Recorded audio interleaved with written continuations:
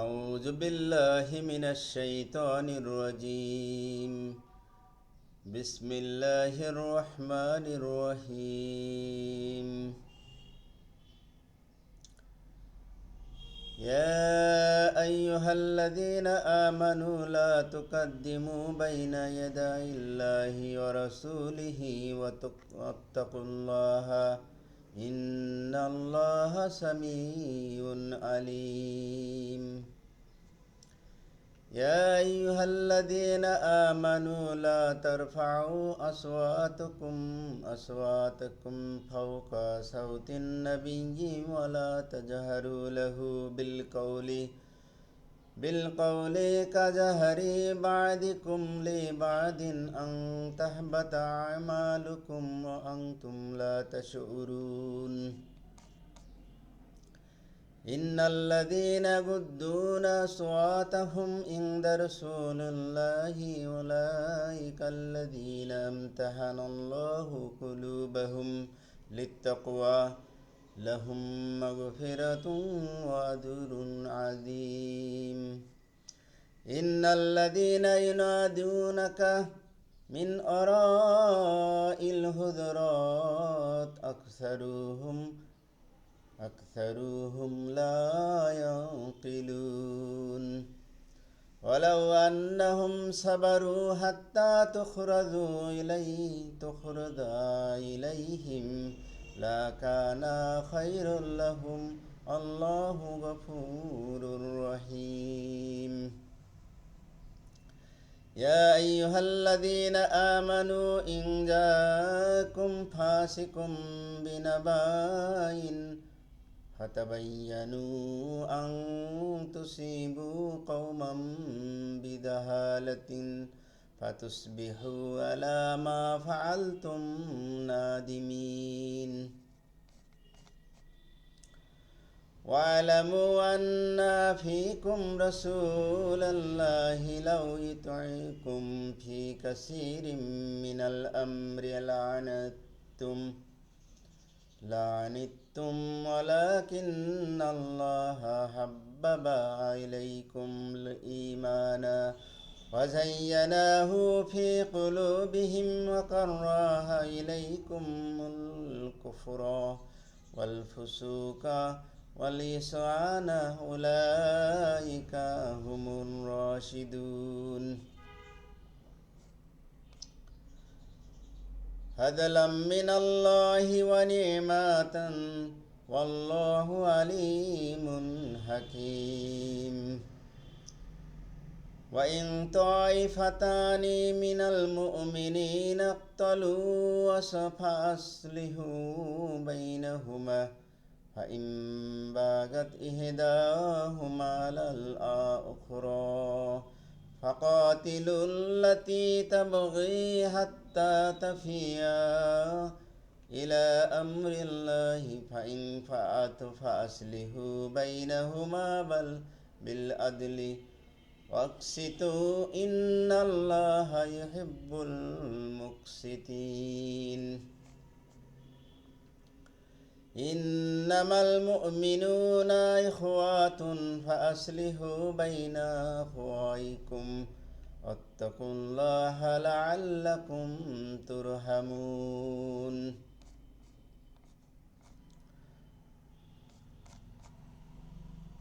صدق الله العلي العظيم আল্লাহ তাআলা সূরা হুজরাতের এই 1 থেকে 10 নম্বর আয়াতে বলেছেন মানুষের সামাজিক প্রেক্ষাপটের কথা, নেতার কথা এবং উভয়ের মধ্যে সংশোধনের কথা, কোনো ফাসাদ সৃষ্টি হলে, গণ্ডগোল হলে তাদের মিটিয়ে দেওয়ার কথা বলেছেন। কোনো নেতার কথার উপরে কথা না বলাই উত্তম। আল্লাহ তাআলা সূরা হুজরাতের প্রথম আয়াতে বলেছেন, ইয়া আইয়ুহাল্লাযীনা আমানু, হে ঈমানদারগণ।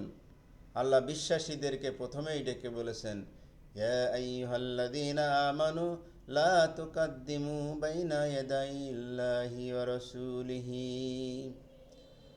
আল্লাহ তার রাসূলের সামনে তোমরা কোনো বিষয়ে অগ্রণী হয়েও না, তার সামনে যেও না। এবং আত্তাকুল্লাহ, আল্লাহকে ভয় করো। ইন্নাল্লাহা সামিউন আলিম, নিশ্চয় আল্লাহ সর্বশ্রোতা সর্বজ্ঞ। এই আয়াতসমূহ নাজিল হওয়ার একটা ঘটনা আছে। একবার বনি তামিম গোত্রের কিছু লোক রাসূলুল্লাহ সাল্লাল্লাহু আলাইহি ওয়াসাল্লামের খেদমতে উপস্থিত হয়ে এই গোত্রের শাসনকর্তা কাকে নিযুক্ত করা হবে তখন এই বিষয়ে আলোচনা চলছিল। আবু বকর রাদিয়াল্লাহু তাআলা আনহু কাকা ইবনে মাবাদ ইবনে জুবারার নাম প্রস্তাব করলেন এবং ওমর রাদিয়াল্লাহু আনহু আকরা ইবনে আবিসার নাম প্রস্তাব করলেন এবং আবু বকর রাদিয়াল্লাহু আনহু ওমর রাদিয়াল্লাহু আনহুর মধ্যে মজলিসে কথাবার্তা হলো এবং ব্যাপারটি শেষ পর্যন্ত কথা কাটাকাটিতে উন্নতি হয়ে উভয়ের কণ্ঠস্বর উঁচু হয়ে গেল। এরই পরিপ্রেক্ষিতে আল্লাহ আলোচ্য আয়াতসমূহ নাজিল হয়। ইয়া আইয়ুহাল্লাযীনা আমানু লা তুকাদ্দিমু অগ্রগণী হইয়ে না বাইনা ইয়াদাইল্লাহি ওয়া রাসূলিহি, আল্লাহ এবং রাসূলের যে ওয়াত্তাকুল্লাহ, আল্লাহকে ভয় করো। ইন্নাল্লাহা সামিউন আলিম, আল্লাহ সব বিষয়ে শোনেন এবং জানেন। এ আয়াতের অর্থ হলো দিনের ব্যাপারে নিজে কোনো ফাইসালা করো না, কোনো সিদ্ধান্ত নেয় না, কোনো ফতোয়া দিও না এবং স্বীয় বিবেক বুদ্ধিকে তার প্রাধান্য দিও না, বরং আল্লাহ তার রাসূলের আনুগত্য করো। নিজের পক্ষ থেকে দিনের সাথে কোনো কিছু সংযোজন বা বিদআত রচনা হলো আল্লাহ তার রাসূলকে অতিক্রম করার এমন দুঃসাহসিকতা যা কোনো ঈমানদারের জন্য শোভনীয় নয়। অনুরূপ কুরআন ও হাদিস নিয়ে যথাযথ গবেষণা চিন্তাভাবনা না করে কোনো ফতোয়া দেওয়া যাবে না এবং ফতোয়া দেওয়ার পর যদি একথা পরিষ্কার হয়ে যায় যে তা শরীয়তের সুস্পষ্ট বিধির প্রতিকূল, তবে তার উপর অটল থাকা এই আয়াতে বর্ণিত নির্দেশের পরিপন্থী। মুমিনের কর্তব্য হলো আল্লাহ ও তার রাসূলের নির্দেশাবলীর সামনে আনুগত্যের মস্তক নত করে দেওয়া। নিজের কথা বা কোনো ইমামের মতের উপর অনড় থাকা তার কর্তব্য নয়, মুমিনের কর্তব্য নয়। দ্বিতীয় আয়াতে আল্লাহ তাআলা বলেন, ইয়া আইয়ুহাল্লাযীনা আমানু, আল্লাহ আবারও ঈমানদার এবং বিশ্বাসীদেরকে ডেকে বললেন, হে বিশ্বাসীগণ, লা তারফাউ, তোমাদের কণ্ঠস্বরকে উঁচু করো না, সাওতাকুম, কণ্ঠস্বরকে উঁচু করো না, ফাওকা সাউতিন নাবিয়্যু, নবীর কণ্ঠস্বরের উপরে, ওয়ালা তাজহারু লাহু বিল কওলি, নিজেদের মধ্যে যেভাবে উচ্চস্বরে কথা বলো, বাদিকুম লিবাদিন আং তাহবাতা আমালুকুম, তার সাথে সেইভাবে উচ্চস্বরে কথা বলো না, কারণ এতে অজ্ঞত স্বরে আং তাহবাতু আমালুকুম, অজ্ঞত স্বরে তোমাদের আমল সমূহ নিষ্ফল হয়ে যাবে। ওয়াং তুম লা তাশউরুন, অজ্ঞত স্বরে এবং তোমরা তা টেরও পাবে না।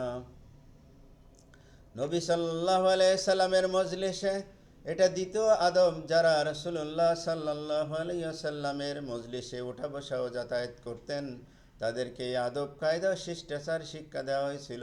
এর উদ্দেশ্য ছিল নবীর সাথে দেখা সাক্ষাৎ ও কথাবার্তার সময় যেন ঈমানদাররা তার সম্মান ও মর্যাদার প্রতি একান্তভাবে লক্ষ্য রাখেন, কারো কণ্ঠ যেন তার কণ্ঠ থেকে উচ্চ না হয়। তাকে সম্বোধন করতে গিয়ে কেউ যেন একথা ভুলে না যায় সে কোন কথা বলছে। তাই সাধারণ মানুষের সাথে কথাবার্তা এবং আল্লাহ রাসূলের সাথে কথাবার্তার মধ্যে পার্থক্য থাকতে হবে এবং কেউ তার সাথে উচ্চস্বরে কথা বলবে না, যেমন পরস্পর বিনা দ্বিধায় করা হয়, কারণ তা এক প্রকার বেয়াদবি ও ধৃষ্টতা। সে মতে এই আয়াত নাজিল হওয়ার পর সাহাবায়ে কেরামের অবস্থা পাল্টে যায়। তারা এরপর থেকে খুব আস্তে কথা বলতেন। সাবেত ইবনে কায়েসের কণ্ঠস্বর স্বভাবতভাবেই উঁচু ছিল। এই আয়াত শুনে তিনি ভয়ে সংযত হলেন এবং কণ্ঠস্বর উঁচু করলেন না, কণ্ঠস্বর নিচু করলেন। বুখারী শরীফের বর্ণনা রয়েছে। এই আয়াতের অর্থ হলো যেখানেই থাকেন, যে মজলিসেই থাকেন, আদব কায়দা শ্রদ্ধা ভক্তি ও মর্যাদা সম্মানের সাথে কথা বর্ণনা করার কথা বলা হয়েছে, যা প্রত্যেক মুসলিমকে রাসূলুল্লাহ সাল্লাল্লাহু আলাইহি ওয়াসাল্লামের জন্য নিবেদন করতে হবে। প্রথম আদব হলো তার উপস্থিতিতে যখন তোমরা আপোষে কথাবার্তা কথোপকথন করো, তখন তোমাদের কণ্ঠস্বর যেন তার কণ্ঠস্বরের উপর নিচু হয়ে যায়। দ্বিতীয় আদব হলো, যখন নবী করিম সাল্লাল্লাহু আলাইহি সাল্লামের সাথে কথোপকথন করো তখন অতি বিনয়, ভদ্র ও ধীরতার সাথে করো। এইভাবে উচ্চস্বরে তার সাথে কথা বলো না, যেভাবে তোমরা আপোষ নিঃসংকোচে পরস্পরের সাথে বলে থাকো। কেউ বলছেন রত্তল, হে মোহাম্মদ, এ আহমদ বলে ডাকো না, বরং শ্রদ্ধার সাথে আল্লাহ রসুল বলে সম্বোধন করো। যদি আদব ও শ্রদ্ধা সম্মানের এই দাবিগুলোর খেয়াল না করো, তবে বেয়াদবি হওয়ার সম্ভাবনা আছে, যার ফলে তোমাদের সৎ কর্মদি নিষ্ফল হয়ে যেতে পারে, অথচ তোমরা তার কোনো টেরও পাবে না। এই আয়াতের শানে নজুল অবতরণের বমি বুখারী শরীফে আরও স্পষ্ট করে লেখা আছে, বলা আছে। আল্লাহ তাআলা ৩ নম্বর আয়াতে বলেছেন, ইন্নাল্লাযীনা ইয়াগুদ্দুনা আসওয়াতাহুম ইনদা রাসূলিল্লাহি, যারা আল্লাহ রসুলের সামনে নিজেদের কণ্ঠস্বর নিচু করে। ইন্নাল্লাযীনা ইয়াগুদ্দুনা আসওয়াতাহুম ইনদা রাসূলিল্লাহি, আল্লাহ রসুলের নিকট যাদের কণ্ঠস্বর নিচু করে, উলাইকাল্লাযীনা আমতানাল্লাহু কুলুবাহুম, আল্লাহ তাদের অন্তরকে আল্লাহ ভীরুতার জন্য পরীক্ষা করেছেন। লিত্তাকওয়া, ভয় ভীতি, আল্লাহ ভীরুতার। লাহুম, তাদের জন্য রয়েছে মাগফিরাত, ক্ষমা, মাগফিরাত ওয়া আজরুন আযীম, তাদের জন্য রয়েছে ক্ষমা এবং মহাপুরস্কার। এই আয়াতে প্রশংসা করা হয়েছে সেই লোকদের যারা রাসূলুল্লাহ সাল্লাল্লাহু আলাইহি ওয়াসাল্লামের মান মর্যাদার প্রতি খেয়াল করে নিজেদের কণ্ঠস্বর নিচু রাখতেন। ৪ নম্বর আয়াতে আল্লাহ বলছেন, ইন্নাল্লাযীনা ইয়ানাদুনাকা মিন ওয়ারাইল হুজুরাত, নিশ্চয়ই যারা আপনাকে ডাকে, মিন ওয়ারাইল হুজুরাত, আপনার ঘরের পিছন দিয়ে উচ্চ স্বরে ডাকে, আকসারুহুম, তাদের অধিকাংশই লা ইয়াকিলুন, নির্বোধ। লা ইয়াকুলুন, তারা জানে না। যারা কক্ষসমূহের পিছন হতে তোমাকে উচ্চ স্বরে ডাকে, তাদের অধিকাংশই নির্বোধ। এই আয়াতে বনি তামিম গোত্রের কিছু বেদুইন অভদ্র লোকদের ব্যাপারে অবতীর্ণ হয়েছে। তারা একদা দুপুর বেলায় নবী করিম সাল্লাল্লাহু আলাইহি সাল্লাম বিশ্রামের সময় তার ঘরের বাইরে দাঁড়িয়ে অসভ্য ভঙ্গিতে হে মোহাম্মদ বলে ডাকা হুকা করতে লাগলো, যাতে তিনি বেরিয়ে আসেন। মুসনাদ আহমদ গ্রন্থে এইরকমই বর্ণনা আসছে। মহান আল্লাহ বলেন, তাদের অধিকাংশই অবুঝ, অর্থাৎ নবী করিম সাল্লাল্লাহু আলাইহি সাল্লামের মান মর্যাদা, আদব ও শ্রদ্ধার দাবি সময়ের খেয়াল না রাখা হলো মূর্খতা। ৫ নম্বর আয়াতে আল্লাহ তাআলা বলেন, ওয়ালাউ আন্নাহুম সাবারু, যদি তারা ধৈর্য ধরে, হাত্তা তাখরুজা ইলাইহিম, তাদের নিকট বাইর হওয়া পর্যন্ত, লাকানা খায়রান, এবং সেটাই তাদের জন্য উত্তম, লাহুম, তাদের জন্য। আল্লাহু গফুরুর রহিম, আল্লাহ তাআলা ক্ষমাশীল এবং পরম দয়ালু।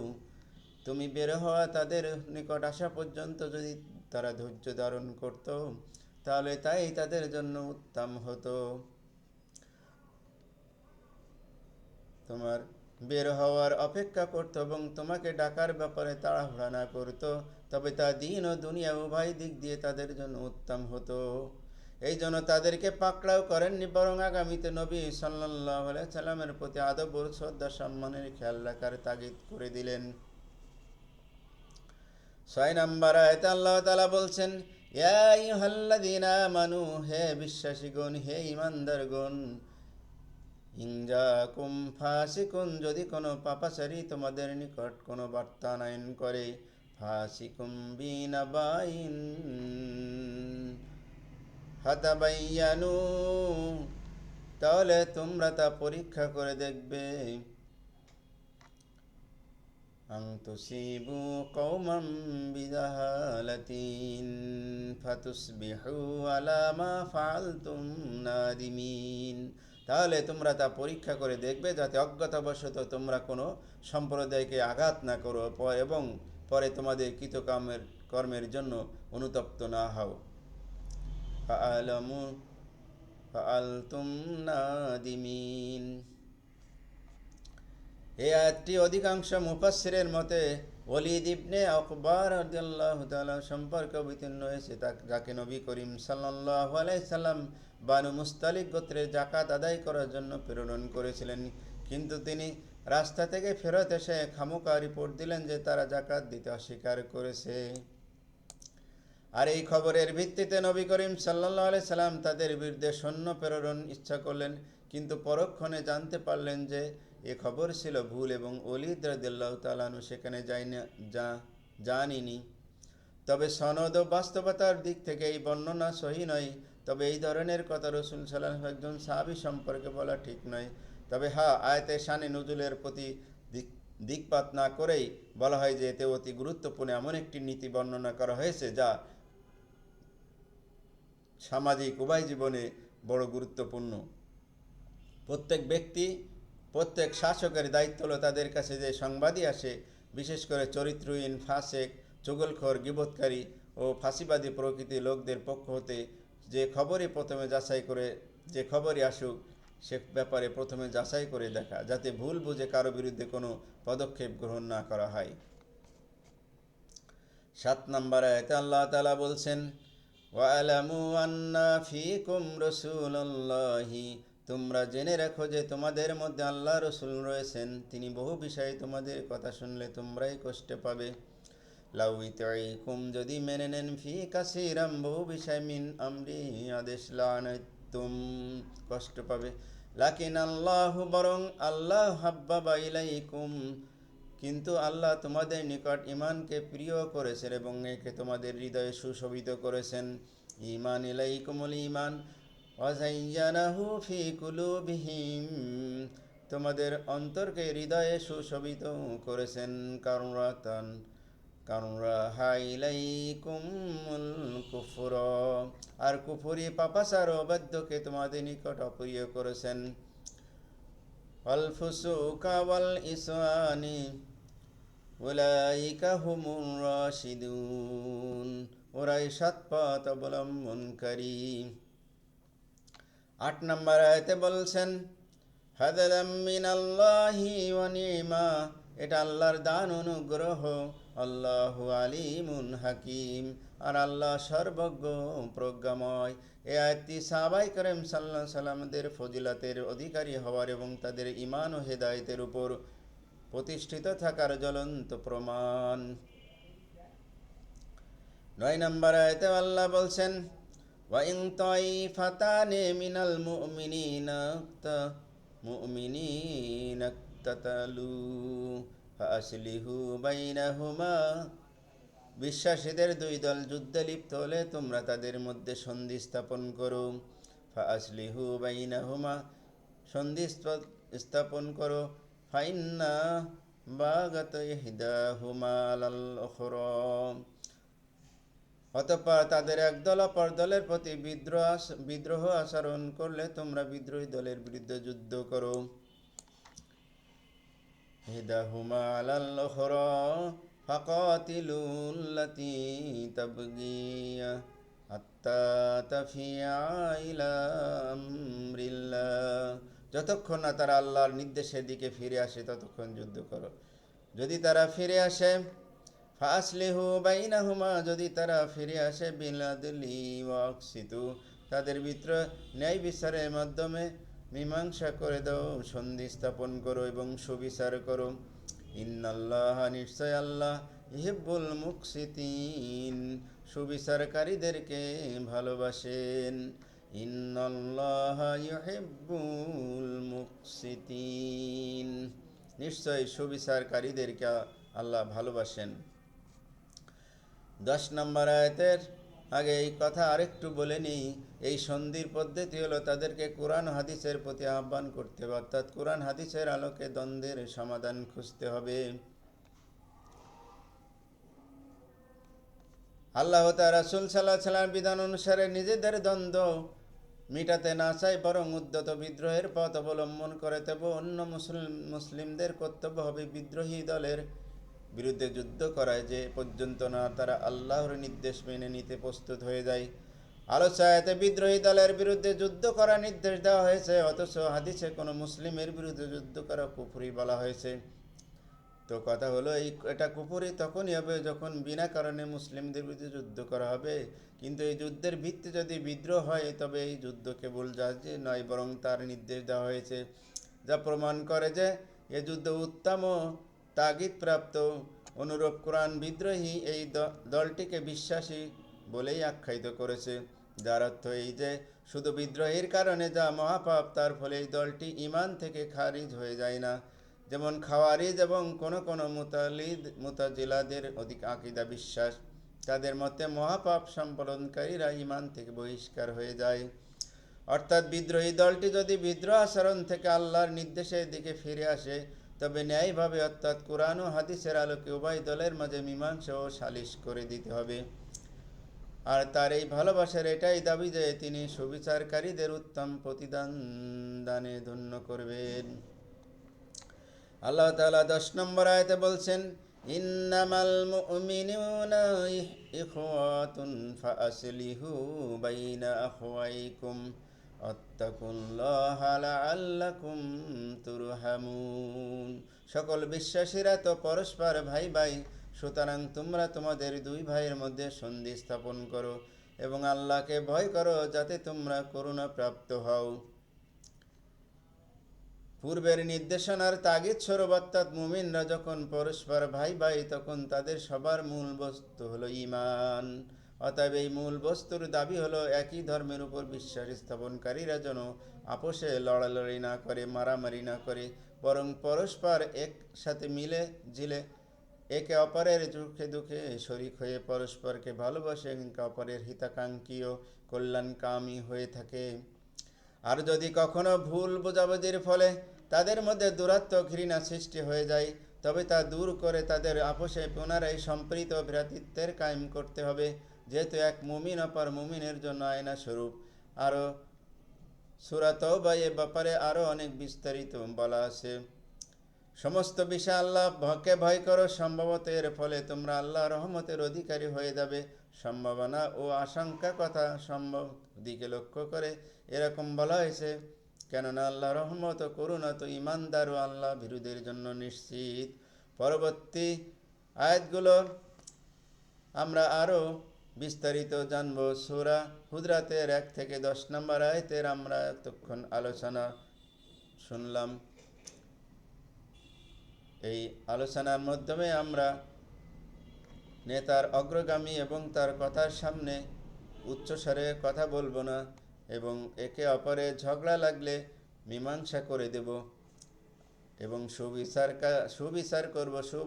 সুবিচারকারীদেরকে আল্লাহ ভালোবাসেন। আল্লাহ তাআলা আমাদের এই আয়াতসমূহের উপর আমল করা তৌফিক দান করুক। আমিন। আখিরি দাওয়ানা আলহামদুলিল্লাহি রাব্বিল আলামিন।